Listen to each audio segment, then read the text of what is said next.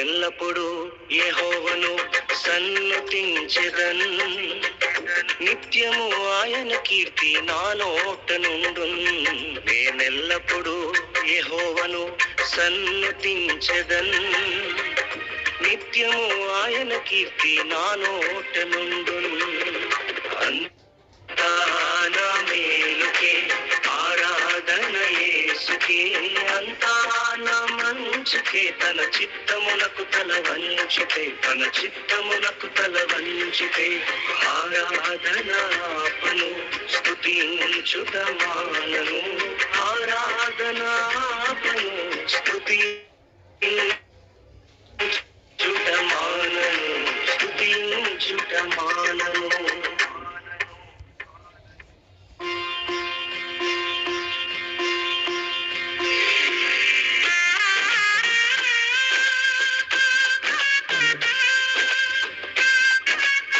స్తోత్రం ప్రభువా.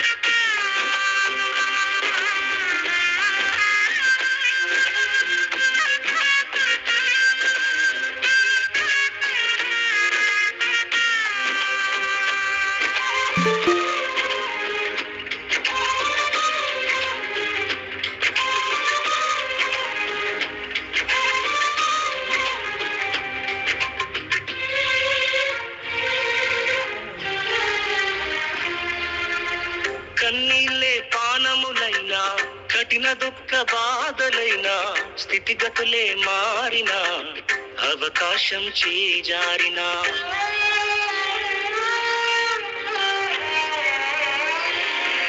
కన్నీళ్ళే పానములైనా, కఠిన దుఃఖ బాధలైనా, స్థితిగతులే మారినా, అవకాశం చేజారినా, మారదు యేసు ప్రేమ, నిత్యుడైన తండ్రి ప్రేమ. మారదు యేసు ప్రేమ, నిత్యుడైన తండ్రి ప్రేమ. మారదు యేసు ప్రేమ, నిత్యుడైన తండ్రి ప్రేమ. మారదు యేసు ప్రేమ, నిత్యుడైన తండ్రి ప్రేమ. సిద్ధముగా చేసుకో, రారాజు రానేయున్నాడు, వేగమై తీసుకెళ్తాడు. రారాజు రానేయున్నాడు, వేగమే తీసుకెళ్తాడు. సమయము పోనీయక సిద్ధపడు మా సంగమా. సమయము పోనీయక సిద్ధపడు మా సంగమా. కాలం బహు కొంచెమేగా, నీకై ప్రభు వెచెనుగా. జాగు చేసనేమో నీకోసమే. కాలం బహు కొంచెమేగా, నీకై ప్రభు వెచెనుగా. జాగు చేసనేమో నీకోసమే. సిద్ధమేనా ఇకనైనా, సంధింపయేసురాజుని త్వరపడవా. సమయం పోనీయక సిద్ధపడు మా సంగమా. సమయం పోనీయక సిద్ధపడు మా సంగమా. యేసు వచ్చు వేళకై వేచి నీవు ప్రార్థించి, పరిశుద్ధముగా నిలిచెదవా. యేసు వచ్చు వేళకై వేచి నీవు ప్రార్థించి, పరిశుద్ధముగా నిలిచెదవా. సిద్ధమేనా ఇకనైనా, సంధింపయేసురాజుని త్వరపడవా. సమయము పోనీయక సిద్ధపడు మా సంగమా. సమయము పోనీయక సిద్ధపడు మా సంగమా. నీ కృప నాకు జీవమిచ్చింది, నీ ప్రేమ నన్ను సేదదీర్చింది, నీ స్నేహ బంధం పెనవేసింది, నీ రక్తమే నన్ను విమోచించింది, నీ కృప నాకు జీవమిచ్చింది, నీ ప్రేమ నన్ను సేదదీర్చింది, నీ స్నేహ బంధం పెనవేసింది, నీ రక్తమే నన్ను విమోచించింది, నా పాపమంతా క్షమించి, నా దోష శిక్షను భరించి, నా పాపమంతా క్షమించి, నా దోష శిక్షను భరించి, నీ ప్రేమ రూపులో నన్ను మార్చి, నీ సాక్షిగా ఇలా నిలిపింది, నీ ప్రేమ రూపులో నన్ను మార్చి, నీ సాక్షిగా ఇలా నిలిపింది, యేసయ్యా నీవే కదా, యేసయ్యా నీ ప్రేమే కదా, యేసయ్యా నీవే కదా, యేసయ్యా నీ ప్రేమే కదా, నీ కృప నాకు జీవమిచ్చింది, నీ ప్రేమ నన్ను సేదదీర్చింది, నీ స్నేహ బంధం పెనవేసింది, నీ రక్తమే నన్ను విమోచించింది. ఒక దివ్యమైన సంగతితో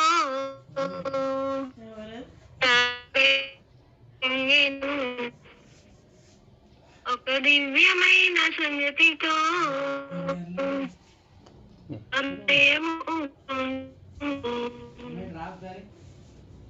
యేసురాజని నా ప్రియుడని ప్రియ స్నేహితుడు క్రీస్తుని,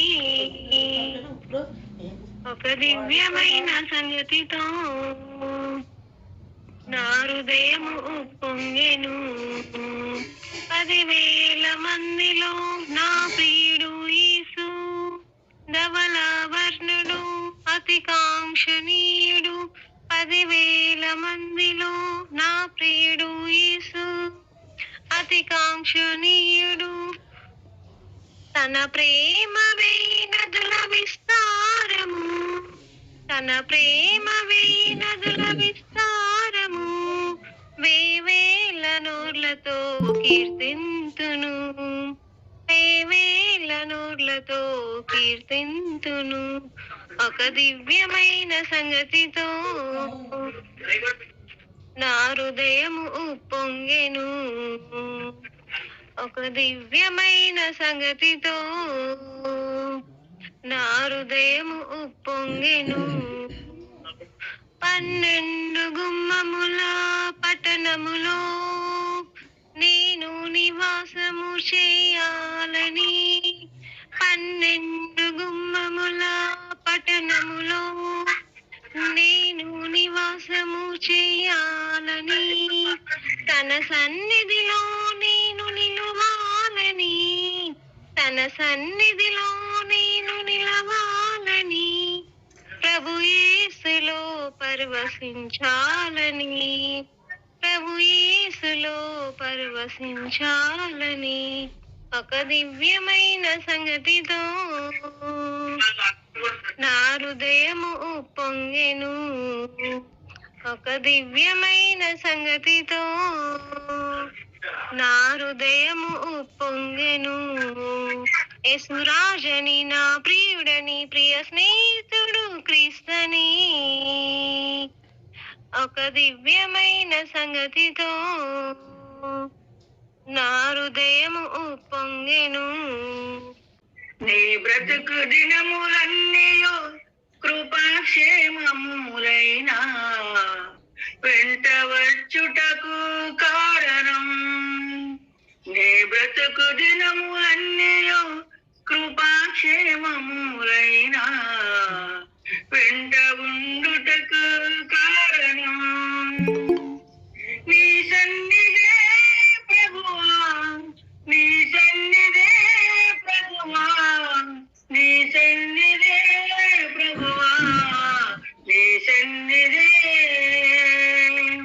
నీ సన్నిధే ప్రభువా, నీ సన్నిధే ప్రభువా, నీ సన్నిధే ప్రభువా, నీ సన్నిధే. నీ బ్రతుకు దినములన్నయో కృపాక్షేమములైనా వెంట వచ్చుటకు కారణం. అబ్రహాము వెంట, హానోకు ఇంట, నోవాహు వెంట, నయమాను ఇంట. అబ్రహాము వెంట, హానోకు ఇంట, నోవాహు వెంట, నయమాను ఇంట.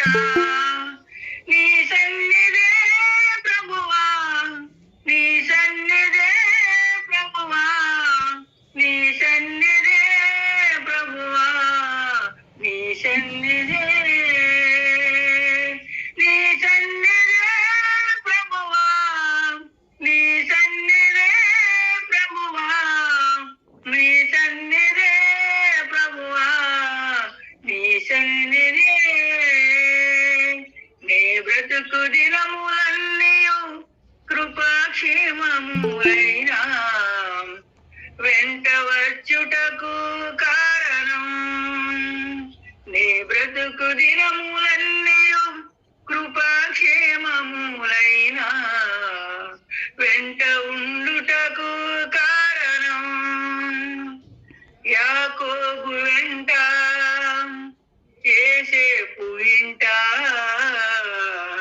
దావీదు వెంట, దానియేలు వెంట. యాకోబు వెంట, యేసేపు ఇంట, దావీదు వెంట, దానియేలు వెంట.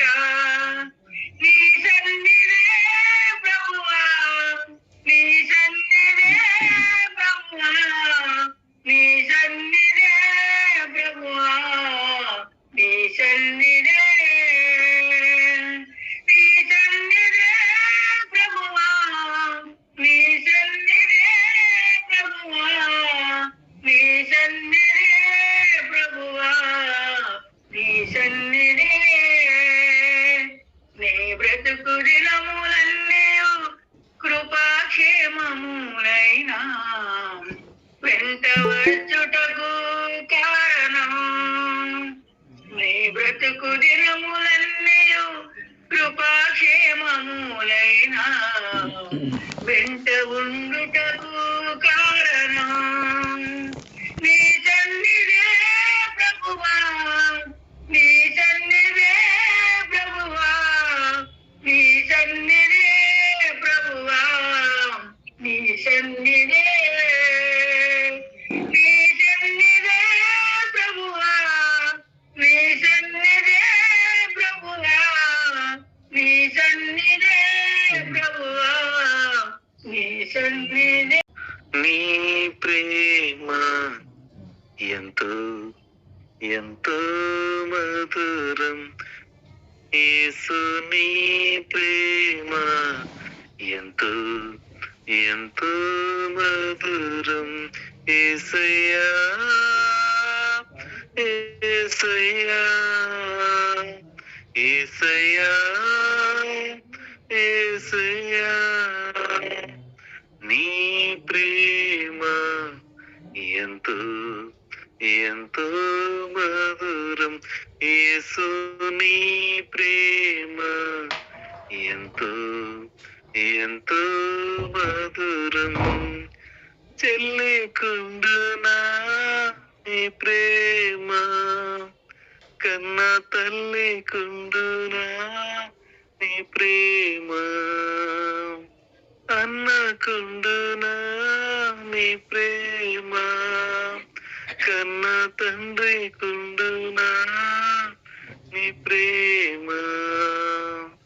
నీ ప్రేమ ఎంతో ఎంతో మధురం, యేసుని ప్రేమ ఎంతో ఎంతో మధురం.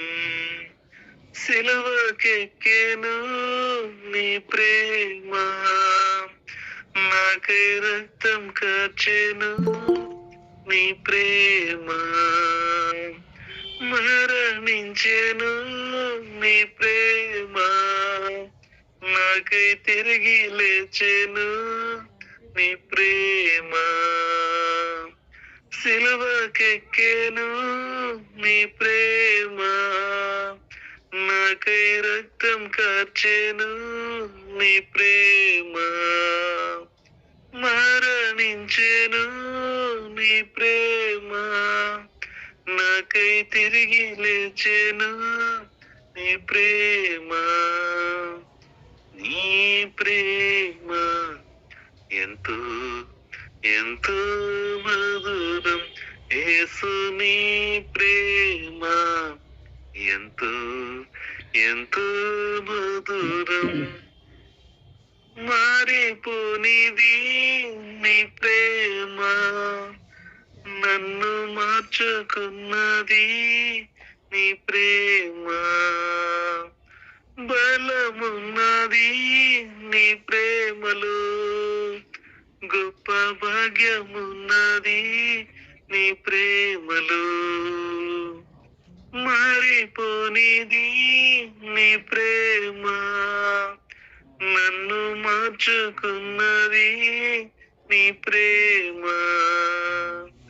బలమున్నది నీ ప్రేమలో, గొప్ప భాగ్యమున్నది నీ ప్రేమలో. నీ ప్రేమ ఎంతో ఎంతో మధురం. యేసుని ప్రేమ ఎంతో ఎంతో మధురం. సుమధుర స్వరముల గానాలతో వేలాది దూతల గణములతో కొనియాడబడుచున్న నా యేసయ్యా, నీకే నా ఆరాధన. సుమధుర స్వరముల గానాలతో వేలాది దూతల గళములతో కొనియాడబడుచున్న నా యేసయ్యా, నీకే నా ఆరాధన. మహానందమే నాలో పరవశమే, నేను స్తుతించిన ప్రతి క్షణం. మహానందమే నాలో పరవశమే, నేను స్తుతించిన ప్రతి క్షణం.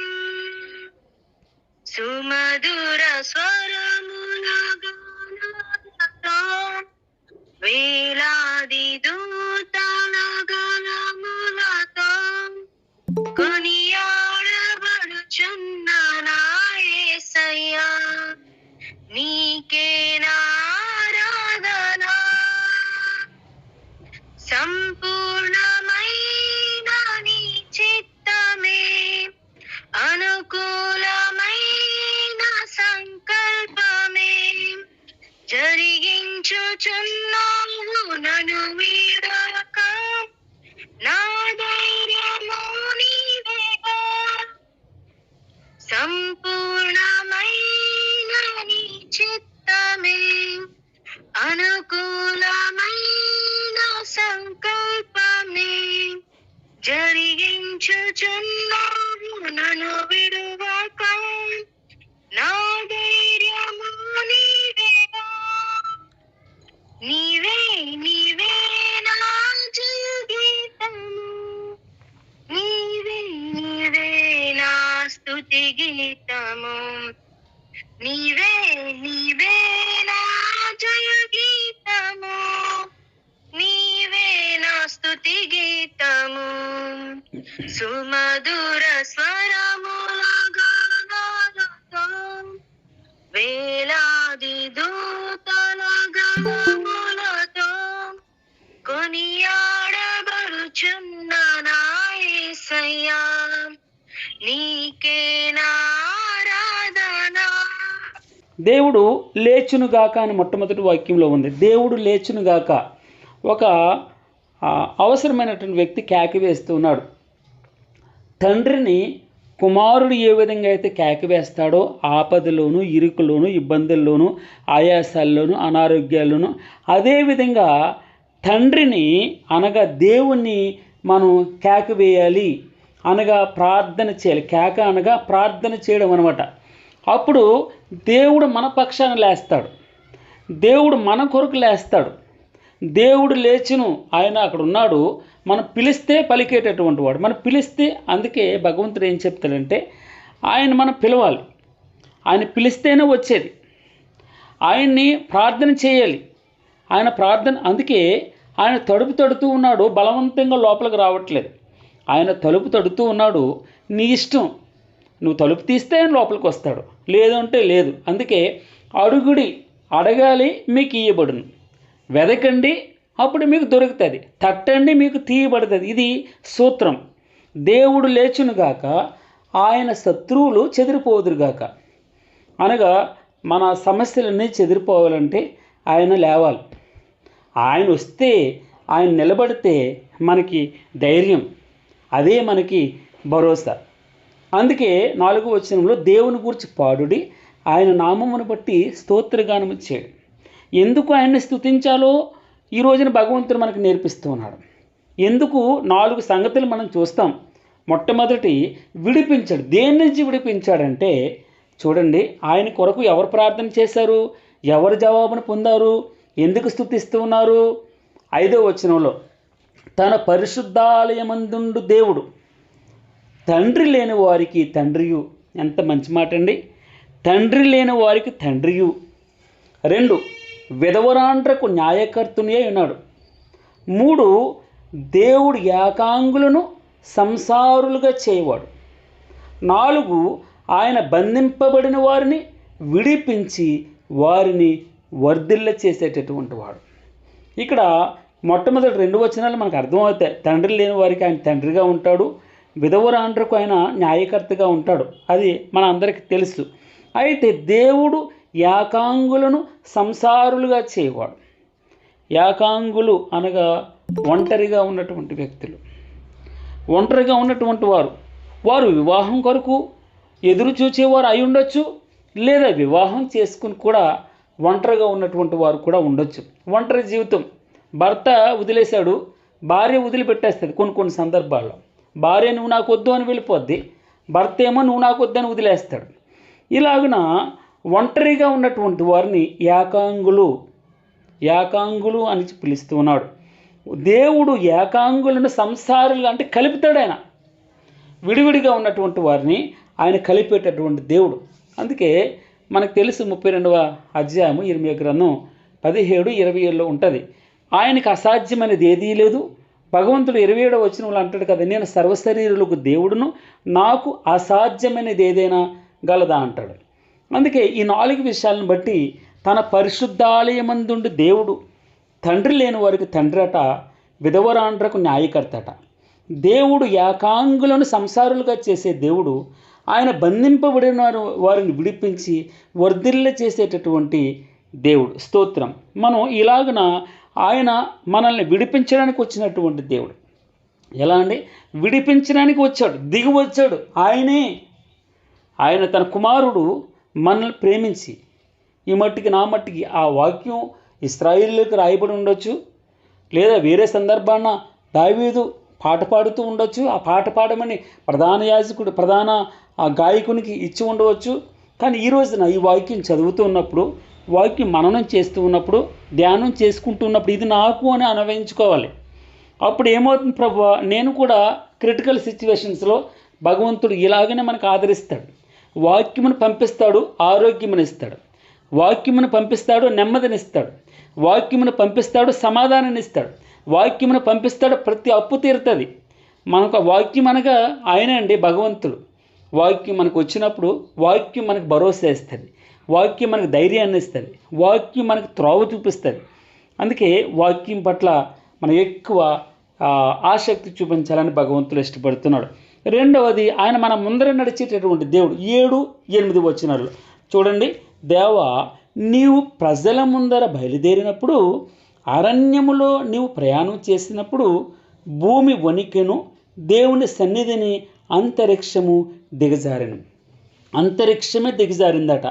అంటాడు, దేవా, నీవు నీ ప్రజల ముందర బయలుదేరినప్పుడు, అరణ్యములో నీవు ప్రయాణము చేసినప్పుడు భూమి వణుకుతూ ఉంది. ఆ సీయోను పర్వతం మీద మనకు తెలుసు, ఆయన కాలు మోపినప్పుడు అది రెండుగా చీలినట్టుగా, తర్వాత ధూమం, అగ్నిధూమం వస్తున్నట్టుగా భీకరమైనటువంటి శబ్దం. ఆయన అడుగు పెడుతూనే ఆ భూమి కంపిస్తూ ఉంది. అందుకే అన్నాడు, భూమి నా పాదపీఠం, ఆకాశము నా సింహాసనం. ఆయన ఆకాశ మహాకాశముల పట్టజాలని ఇక్కడ మనం అదే చూస్తాం. ఈ 68వ కీర్తనలో ఆకాశ మహాదేవుడు అని వ్రాయబడి ఉంటుంది. ఇక్కడ చూడండి ఎంత అద్భుతమైనటువంటి, మనం కని విని ఎరగినటువంటి వాక్యాన్ని మనం వినబోతున్నాం. ఎప్పుడు అంటే మీరు చదివి ఉండొచ్చేమో కానీ విచిత్రమైనటువంటి వాక్య లేఖన భాగాలు పరిశుద్ధాత్మ దేవుడు మన కొరకు వ్రాయించి పెడతాడు. మనకు భరోసా ఇవ్వడానికి ఈ నూతన సంవత్సరంలో మనకి ఎంత శక్తిమంతుడో తెలుసండి. ఆయన ఎల్ షద్దాయ్ అంటారు. ఎల్ షద్దాయ్ అంటే శక్తిమంతుడు. స్తోత్రం ప్రభా. అందుకే ఆయన శక్తి మీద మనం ఆధారపడాలి. ఆయన ముందర నడుస్తూ ఉంటే, ప్రభువా నువ్వు వస్తే చాలు తండ్రి, నువ్వు రాకపోతే నిన్ను వదలను. యాకోబు అంటాడు, ప్రభువా నువ్వు నన్ను ఆశీర్వదిస్తే కానీ నిన్ను వదిలిపెట్టను. ఆశీర్వాదం ఇంకేం కావాలి? చాలా డబ్బు సంపాదించాడు, ఆస్తిపాస్తులు ఉన్నాయి, పిల్లలు ఉన్నారు, అన్నీ ఉన్నాయి, ఇంకా ఆస్తి కావాలంటాడేంటి? ఆయన ఆస్తి అది. ఆయన వస్తే చాలండి మన ఇంటికి. ఏమీ అక్కర్లేదు ప్రభువా, నువ్వు నా ఇంటికి రా, నువ్వు నాతో ఉండు, నా ముందర నడువు, నన్ను ఆవరించు, నన్ను ప్రభువా నీ కౌగిల్లో బంధించుకో, నువ్వు కౌగిల్లో ప్రభువా. చాలామంది ప్రార్థన చేస్తారు, నాయన నీ చేయి నేను పట్టుకుంటే విడిచిపెట్టేస్తానేమో, నా చేయి నువ్వు పట్టుకోవాలి ప్రభువా, నీ అడుగుజాడుల్లో ఉండాలి, నీ అడుగుజాడుల్లో నడవాలి, నువ్వు చూపిన మార్గంలో వెళ్ళాలి, నీ అరచేతిలో ఉండాలి, నీ చెయ్యి నన్ను గట్టిగా పట్టుకో, నేను అటు ఇటు ఆకర్షిస్తానేమో, సులువుగా చిక్కులు పెట్టు, పాపం నన్ను ఆకర్షిస్తుందేమో, నా ముందర నడువయ్యా, నీ మార్గాన్ని తప్పకుండా నేను ఫాలో అవ్వాలి. జీసస్ ఫాలోవర్స్ అంటే ఏంటి? దేవుని యొక్క శిష్యులు. ఆయన అనుసరించడం, ఆయనలా మాట్లాడమని కాదు, ఆయనలా ప్రవర్తించడం. మన క్రియ చూస్తాడు. నాకు ఈ మాట మరలో ఒకసారి మీకు జ్ఞాపకం చేస్తాను. మనుషులు మీ సత్క్రియలను చూచి పరలోకమందున తండ్రిని మహింపపరిచినట్లు వారి ఎదుట మన వెలుగును ప్రకాశింపచేయాలట. ఆయన వెలుగులో మనం ఉన్నప్పుడు, ఆయన వెలుగు మన మీద పడినప్పుడు, అదే మన స్వయం ప్రకాశం కాదు, ఆయన ఒక్కడే స్వయం ప్రకాశం. ఆయన వెలుగు మన మీద పడినప్పుడు మనం వెలుగు అవుతాం. ఆయన వాసన, ఆయన గాలి ఆయన మీద తగిలి మన మీదకి రావాలి.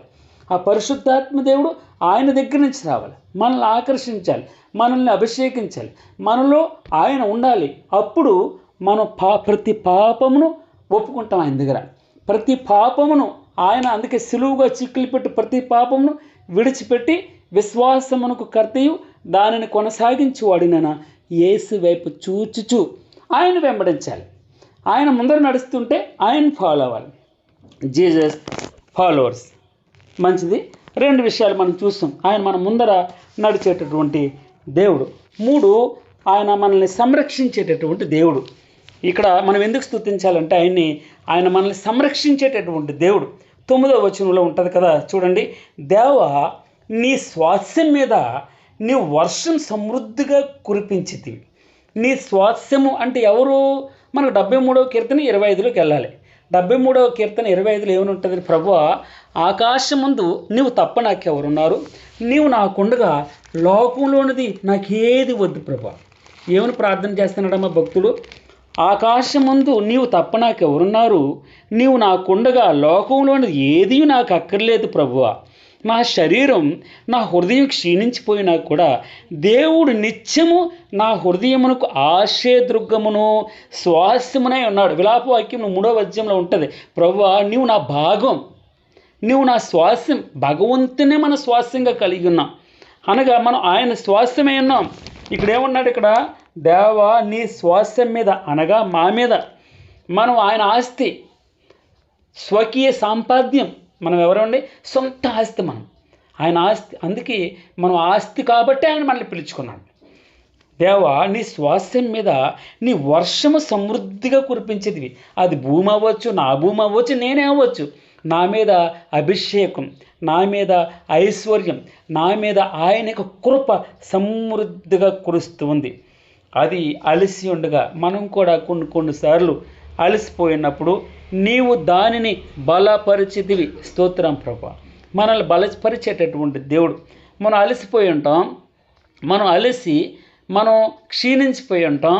ఆ సమయాల్లో ఆయన మనల్ని బలపరిచేటటువంటి దేవుడు. ఇంకొక మాట ఉంటుంది చూడండి, 10వ వచనంలో, నీ సమూహము దానిలో నివసించను.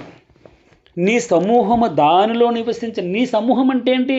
ఆయన బిడ్డలు, ఆయన ఆస్తి, ఆయన కుటుంబం దానిలో నివసించిన, ఆయనలో నివసిస్తారు. ఆ పట్టణంలో నివసిస్తుంది. ఆయన దగ్గర నివాసం ఉంటుంది. ఆయన మందసం దగ్గర కాసుకుని కూర్చుంటుంది. ఆయన దేవాలయంలో కాసుకుని కూర్చుంటుంది ఆయన సమూహం. దేవా, నీ అనుగ్రహం చేత దీనులకు సదుపాయము కలుగజేసేది. చాలా మంచి మాట కదండి. దేవా, నీ అనుగ్రహం చేత దీనులకు సదుపాయము కలుగజేసేది. సదుపాయం అంటే నీడ్స్ లేదా ఫెసిలిటీస్ ఏమని చెప్పచ్చు. ఎప్పుడు ఏ సమయానికి భోజనం కావాలి, ఏ సమయానికి బట్ట కావాలి, ఏ సమయానికి ఫీజులు కావాలి, ఏ సమయానికి రెంట్ కట్టాలి, ఏ సమయానికి గ్యాస్ తీసుకురావాలి, ఏ సమయానికి కాయగూరలు కావాలి, ఏ సమయానికి భోజనం కావాలి, అన్నీ అమర్చి పెడతాడట.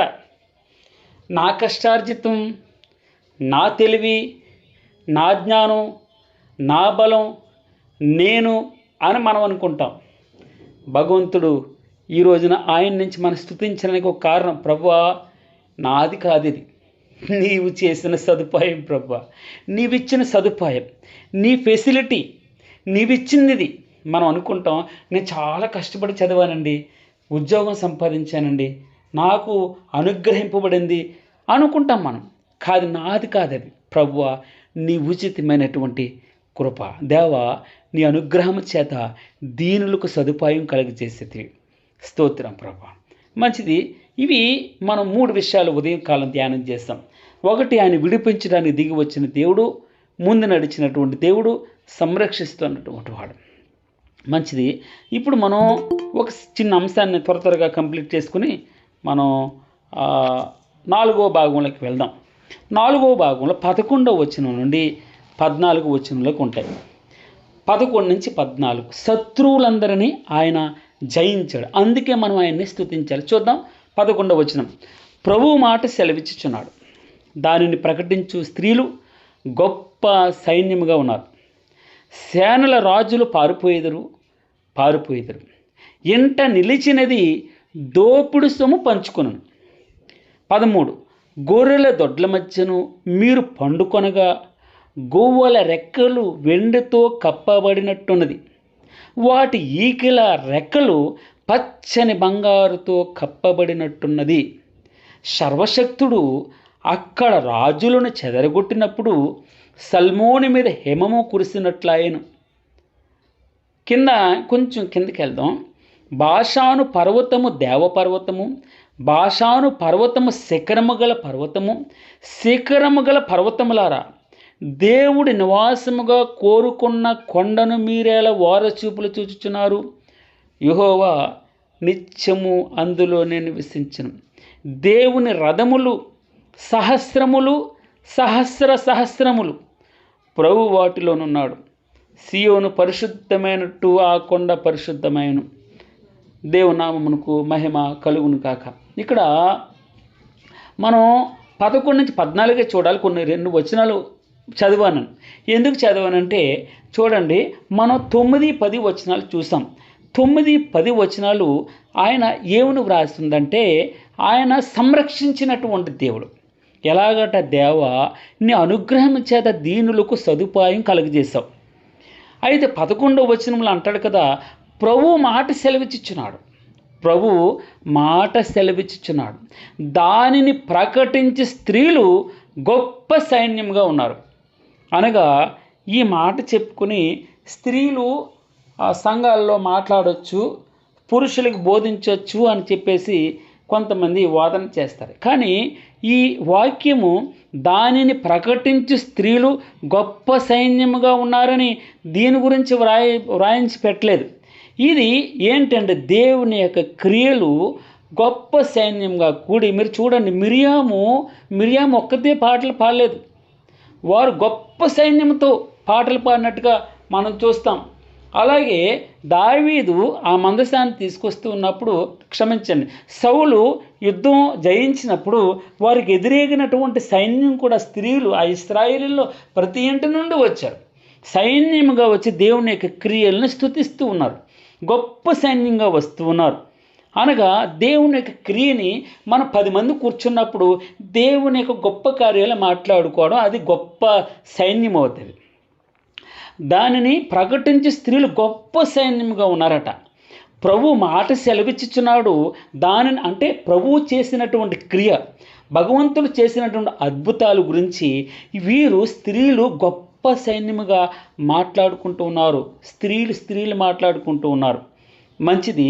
12వ వచనం, సేనల రాజులు పారిపోయేదరు, ఇంట నిలిచినది దోపుడు సొమ్ము పంచుకొను. సేనల రాజులంట భగవంతుడు లేచాడు. అక్కడ మొట్టమొదటి వచనంలో ఉందని, భగవంతుడు లేచాడు, మన పక్షాన ఉన్నాడు, ఇశ్రాయేలీయుల పక్షాన ఉన్నాడు. ఆయన లేచినప్పుడు శత్రువులు నిలబడలేరు. అందుకే వారు ఎంత పెద్ద సేనల రాజులైనా కూడా పారిపోతారట. ఒక రోజుని యేసు ప్రభు వారు ఆయన పట్టుకున్నారు. పట్టుకున్న వెంటనే పేతురు ఏం చేశారంటే తన కత్తి తీసుకుని చెవి నరుగుతాడు. మల్కు అనే సైనికుని యొక్క చెవి నరుగుతాడు. అప్పుడు యేసు ప్రభు వారు ఒక మాట అంటాడు, పేతురు, నీ కత్తిని వరలో పెట్టుకో. ఎందుకనగా ఒకవేళ నేను వేడుకొనలేననియు, వేడుకుంటే నా ప్రభువు 12 సేనావ్యూహముల కంటే ఎక్కువ సైన్యమును పంపించలేడనియు నువ్వు అనుకుంటున్నావా? ఒక సేనావ్యూహము 6,000 కింద వ్రాయబడి ఉంది. ఎందుకు వ్రాయబడి ఉందో తెలుసమ్మా? 6 × 12 72,000 మందిని తండ్రి అని పిలిస్తే, ప్రభువారు తండ్రి అని పిలిస్తే యేసుక్రీస్తు వారు దేవుడు ఎంతమందిని పంపిస్తాడమ్మా? 72,000 మంది సైన్యాన్ని పంపిస్తాడట. మనకు 38వ అధ్యాయం యెషయా గ్రంథంలో ఏమని వ్రాయబడి ఉంది?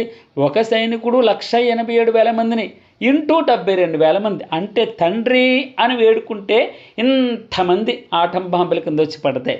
అందుకే దేవుని యొక్క శక్తి అక్కడ వారు గొప్ప సైన్యంగా ప్రకటించారు. సేనల రాజులు పారిపోయేదరు, ఇంట నిలిచినది.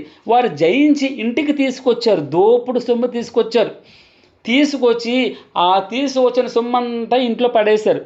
వారు కూర్చుని ఇంట నిలిచినది అంటే ఇంట్లో ఉన్న మనిషి, ఇంట్లో ఉన్న ఆడమనిషి, వారు ఏం చేస్తున్నారు? దోపుడు సొమ్ము లెక్క పెట్టుకుంటూ ఉన్నారు. అమ్మలక్కలు పంచుకుంటూ ఉన్నారు. ఇదిగో మీ ఆయన తెచ్చిన డబ్బు, మీ ఆయన తెచ్చిన డబ్బు, ఇదిగో మీ ఆయన తెచ్చిన బంగారం ఇది, మీ ఆయన తెచ్చిన వెండిది అని పంచుకుంటూ ఉన్నారట. దేవుడు అంత అద్భుతం. ఆయన ఆశీర్వదిస్తే ఆశీర్వదింపబడుతుంది. ఆయన ఆశీర్వదిస్తే ఎవడో ఆటంకం చేయలేడండి. ఇది గొప్ప విషయం. ఆయన ఆశించడం అంటే ఆయన ఆశీర్వదిస్తే ఎవరెవరు అడ్డంకి పెట్టలేరు.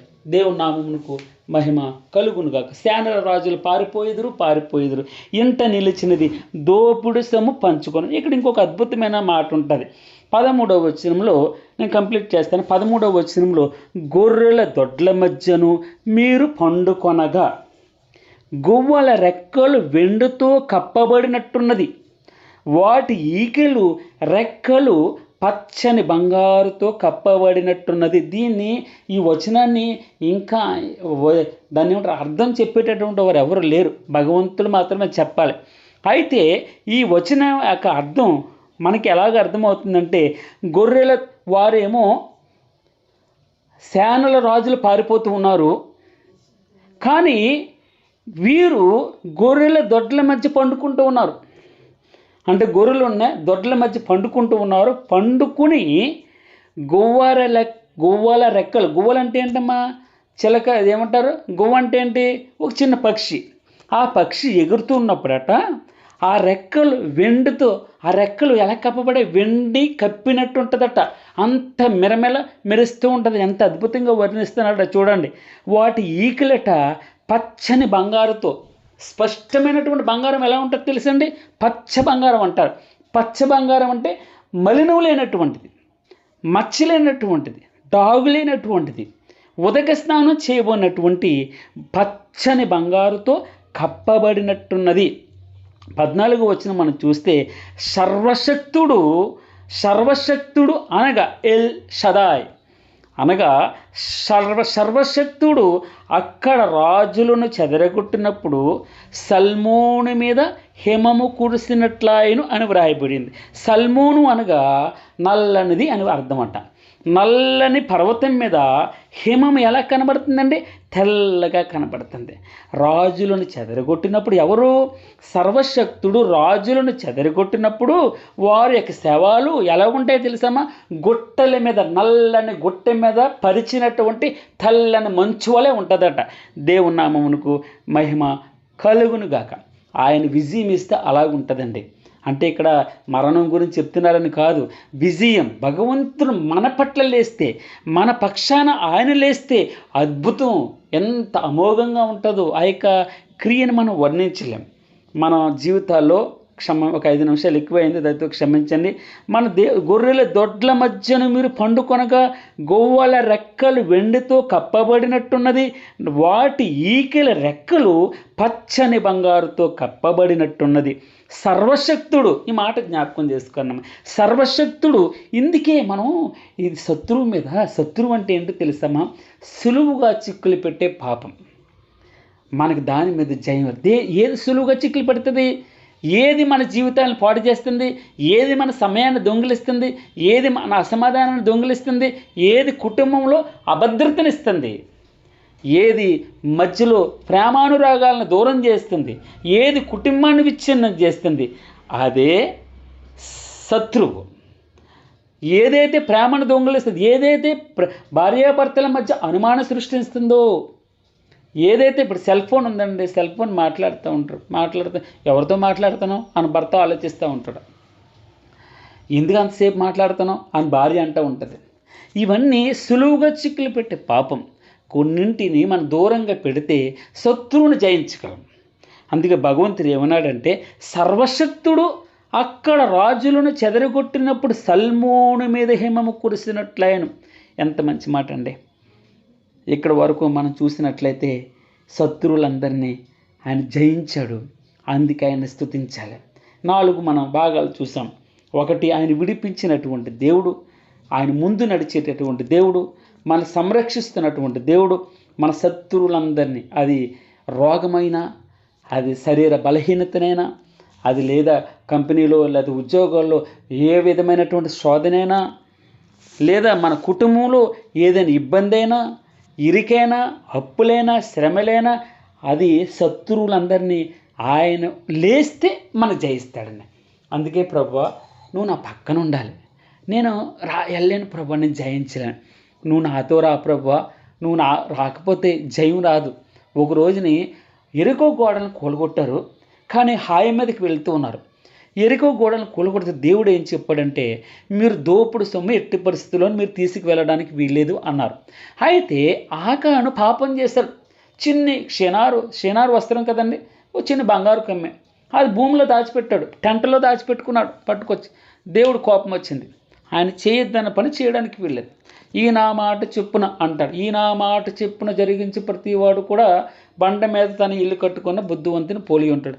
అప్పుడు దానికి కష్టం వచ్చినా, బాధ వచ్చినా, ఇరుకొచ్చినా, ఇబ్బంది వచ్చినా అన్నిటిలో కూడా అది బండ మీద కట్టబడింది కనుక అది కూలబడదు. ఎందుకనగా దాని పునాది క్రీస్తు మీద ఉంది. అందుకే క్రీస్తు మీద ఉన్నటువంటి వాడు వాక్యానుసారంగా ప్రవర్తిస్తాడు. క్రీస్తుని ప్రేమించినటువంటి వాడు ఆయన వాక్యాన్ని ప్రేమిస్తాడు. ఇంకా అంతకంటే ఏం లేదు సూత్రం. అందుకే ఆకాను ఏం చేస్తాడు? దాచుకున్నాడు. అప్పుడు చిన్ని పట్టణాన్ని జయించలేకపోయారు. చిన్ని పట్టణాన్ని రాలేదు. ఇంకా దేవుడు చిన్న చిన్న విషయాలను మనతో రాడు. అందుకే ఎప్పటికప్పుడు నా మట్టుకు నేను పరిశీలన చేసుకుంటూ ఉండాలి. ప్రభువా, ఇది నీకు ఆయాస్కరమైనది ఏమన్నా ఉంటే నాలో చెప్పు ప్రభు. ఇతరుల పట్ల నేను ఎలా ప్రవర్తిస్తాను, నా జీవితం ఎలాగుంది, నా కుటుంబం పట్ల ఎలా ప్రవర్తిస్తున్నాను, బయట వారి పట్ల ఎవరు ప్రవర్తిస్తున్నాను, మనంతా మనం స్వపరీక్ష చేసుకుని ప్రభు దగ్గరికి వెళ్ళడం, ఒకరినొకరు క్షమించుకోవడం. అప్పుడు తప్పకుండా మనం ఆయన మన జీవితాల్లో శత్రువు మీద ఇచ్చినటువంటి జయాన్ని బట్టి ఆయన్ని స్తుతిస్తాం. 4 రకాలుగా స్తుతించాం. ఆయన్ని మనల్ని ఎన్నో విధాలుగా మనల్ని రక్షించాడు. ఎలా రక్షించాడండి చూడండి. ఆయన లేచాడట. దేవుడు లేచును గాక ఆయన మనకి యెహోవా ఆయన నామమును బట్టి ఆయన సన్నిధిని ప్రహర్షించినట్టు తన పరిశుద్ధాలయమందు దేవుడు తండ్రి లేని వారికి తండ్రిగాను విధవరాండ్రకు న్యాయకర్తగాను దేవుడు ఏకాంగులను సంసారులను చేసేవాడుగాను ఆయన బంధింపబడిన వారు ఏ బంధకమైనా సరే పాప బంధకం ప్రత్యేకించి పాప బంధకమైనా రోగమైనా ఇబ్బంది అయినా ఇరికి ఏ బంధకాలైనా సరే ఆయన విడిపించి వర్ధిల్లు చేస్తాడట. అందుకు ఆయన్ని స్తుతించాలి. ఆయన విడిపించాడు, మనల్ని స్తుతించాలి. ఆయన మన ముందర నడిచేటటువంటి దేవుడు అండి. 7-8 వచనాలు చూస్తాం. దేవా నీవు నీ ప్రజల ముందర బయలుదేరినప్పుడు చాలు ప్రభు, మా పక్కన నువ్వు లేచినట్టు మాకున్నామన్న ధైర్యం, మాకు అచంచలమైన విశ్వాసం వస్తుంది, నమ్మకం ఉంటుంది, ధైర్యం ఉండి మన తండ్రి ముందర వెళ్తుంటే వెనకాల ఏముంది భయం, ఎవడట్టు వస్తాడరా మా నాన్న వస్తున్నాడు అంటాం మనం. మా డాడీతో చెప్తా నాకు అంటాం మనం పిల్లలతో గొడవ పడినప్పుడు. అవునా అంటామా కదమ్మా, మా డాడీతో చెప్తా నాకు నీ పని అంటారు. దాని అర్థం ఏంటి? భరోసా. మన తండ్రి మనకు భరోసా, ఆయనే మన ధైర్యం, ఆయనే మన నమ్మకం, ఆయనే మా దిక్కు, ఆయనే నా దాగుచోటు, ఆయనే నా కొండ, నా కోట, నేను నమ్ముకోను నా దేవుడు. ఆయన తప్ప నాకెవరున్నారండి? ఆకాశం మంది నువ్వు తప్ప నాకెవరున్నారు ప్రభు? నువ్వు నాకుండా లోకంలో ఏది వద్దు ప్రభు. ఒకవేళ నా హృదయం క్షీణించిపోయినా పర్వాలేదు, నా శరీరం క్షీణించిపోయినా పర్వాలేదు, నిత్యము నువ్వు నాకు ఆశ్రయదుర్గంగా ఉన్నావు. ఎందుకో తెలుసా ప్రభు? నీవు నా శ్వాసం, నువ్వు నా పానీయ భాగం, నీవే నా భాగమును కాపాడుతున్నావు. ఇంకా నాకెందుకయా ధైర్యం? నాకు నువ్వు వెలుగు, నా కొండ, నా కోట. నేను ఎవరికి భయపడుతును, ఎవరికి వెరతును? నువ్వు నా ప్రాణదుర్గం, నా ప్రాణదాతను గూర్చిన ప్రార్థన నన్ను కాపాడుతుంది. నేను ఎవరికి భయపడతాను? దేవుని నామమునకు మహిమ కలుగును గాక. ఆయన మనల్ని మన ముందర నడిచేటటువంటి దేవుడు. ఇదిగో 3వదిగా మనం చూస్తాం కదా, ఆయన మనల్ని సంరక్షించేటటువంటి దేవుడు. దేవా నీవు స్వాస్థ్యం మీద నువ్వు వర్షం సమృద్ధిగా కురిపించావు ప్రభువా, అది అలసి ఉండగా నువ్వు దాన్ని బలపరిచావు. అలసిపోయిన జీవితానికి బలాన్ని ఇచ్చే దేవుడు అండి. ఏ విషయాల్లో అలసిపోయామో మనకు బలాన్ని ఇచ్చే దేవుడు. ఎక్కడ అలసిపోతున్నామో మనకు బలం ఇచ్చే దేవుడు. ఒక్క వాక్యం చాలమ్మా మనల్ని బలపరుస్తుంది. అందుకే తర్వాత అన్నాడు, నీ సమూహము దానిలో నివసిస్తాదయ్యా దేవా, నీ అనుగ్రహం చేత దీనులకు సదుపాయం కలుగుతుంది ప్రభు. సదుపాయాన్ని ఇస్తాను, అన్ని సదుపాయాలు నీవే ఇస్తావు. నా డబ్బుతో కొన్నాను, నా బలంతో కొన్నాను, నా బ్యాంక్ బ్యాలెన్స్తో కొన్నాను, అది ఒట్టిదే ప్రభు. తండ్రి నీ చిత్తాన్ని బట్టే నీవు దీనులకు అనుగ్రహం, నీ అనుగ్రహం తండ్రి, ఇది పరమానుగ్రహం. భోజనం చేసేటప్పుడు ప్రభు ఇది నా అనుగ్రహం అయ్యా, నీవు నాకు ఇచ్చిన సదుపాయం అయ్యా. చక్కని దుప్పటి ఇచ్చావు, చక్కని కంబలు ఇచ్చావు, చక్కని కుర్చీ ఇచ్చావు, చక్కని పేట ఇచ్చావు. నువ్వు అన్ని సదుపాయాలు, ఎక్కడ నొప్పి వస్తే అక్కడ రానికి జండు బామ్మ ఇచ్చావు. ఉదాహరణకి అన్ని సదుపాయాలు, తాగనకు వేణీళ్ళు ఇస్తావు. ఎన్నెన్ని సదుపాయాలు ప్రభా, నీకు స్తోత్రం తండ్రి. మనం సంరక్షించేటటువంటిది. చివరిగా మనం చూస్తాం, శత్రువులందరినీ ఆయన జయించినటువంటి దేవుడు. స్తోత్రం ప్రభు. 4 విషయాలను బట్టి మనం ఆయన స్తుతిద్దాం. రేపు దేవుని చిత్తమైతే ఉదయకాలన, లేదా ఉదయం లాగా ఆలస్యం అయిపోతే ఎల్లుండి ఉదయం యెహోవా ఆయన మన మధ్యలో నివసించేటటువంటి దేవుడు. దాన్ని బట్టి మనం స్తుతించాలి. ఆయన ఆరోహణమైనటువంటి దేవుడు. మనకు కూడా ఒక హోప్ ఇచ్చాడు. ఆ నిరీక్షను బట్టి ఆయన స్తుతించాలి.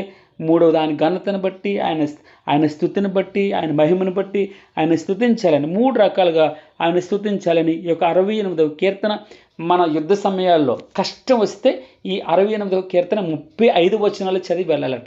ధైర్యం ఇస్తుంది. ఇప్పటికీ అనేక క్రైస్తవ దేశాల్లో కూడా ఏ యుద్ధం స్టార్ట్ చేసినా వారి సైన్యాన్ని ముందరకు వెళ్ళేటప్పుడు 68వ కీర్తన చదివి అందరి చేత చదివించి వారు బయలుదేరుతారు. మీరు చూడండి, మీరు ఎక్కడైనా చదివితే మీరు రిఫరెన్స్ చూడగలరు. ఎక్కడ పెద్ద కార్యాలు స్టార్ట్ చేయాలన్నా 68వ కీర్తన ఒక ప్రత్యేకమైనటువంటి కీర్తన. దాంట్లో మీరు చదువుతూ ఉంటే ఒక మాట ఉంటుంది, నాకు ఇప్పుడు ప్రభువు స్తుతినొద్దును కాక అనుదినము ఆయన మా యొక్క భారము భరించుచున్నాడు. చాలు. ఇంకొక మాట ఉంటుంది, నాకు మహాకాశ దేవుడు అని ఉంటుంది. ఆ మాట ఎక్కడ ఎవరైనా చూడగలరమ్మా? నేను అక్కడి వరకు వెళ్ళలేదు. 33వ వచనంలో అనాదిగానున్న ఆకాశాకాశ వాహనం ఎక్కువని కీర్తించండి. స్తోత్రం ప్రభు. వినండి అమ్మా, ఎవరన్నా ఆన్ చేసుకుని చెప్పండి ఒక మాట. ఎవరన్నా చెప్పగలరమ్మా? 33వ వచనం. 33 అనాదిగానున్న ఆకాశ ఆకాశ వాహన అది కాదమ్మా, కరెక్ట్ చదవండి, మళ్ళీ చదవండి. అనదిగానున్నా ఆకాశ కాకాశ వాహన కాదు, ఏనండి ఒకసారి మీరు ప్రాక్టీస్ చేయండి. ప్రభువుని ఇలాంటి మాటలు ఎత్తి ఆరాధన చేయండి అమ్మా, ఎంత ఆనందిస్తాడో మహానుభావుడు. ఆయన ఇంకొక మాట ఇక్కడ మనం చూస్తాం కదా, ఆయన రథాలట 17వ వచనంలో దేవుని రథములు సహస్రములు ప్రభు వాటిలో ఉన్నాడట. ఏమన్నాడమ్మా? ఆయన దేవుని రథములు సహస్రములు. దీనికి అర్థం నేను చెప్తాను రేపు ఉదయకాలన. తర్వాత అలాగే ఇక్కడ ఆకాశ వాహనమెక్కి ఆకాశ వాహనమెక్కిన వాడిని కీర్తించడి. స్తోత్రం. దేవుని నామమునకు మహిమ కలుగును గాక. ఈ అద్భుతమైనటువంటి వాక్యాన్ని భగవంతుడు దీవించును గాక.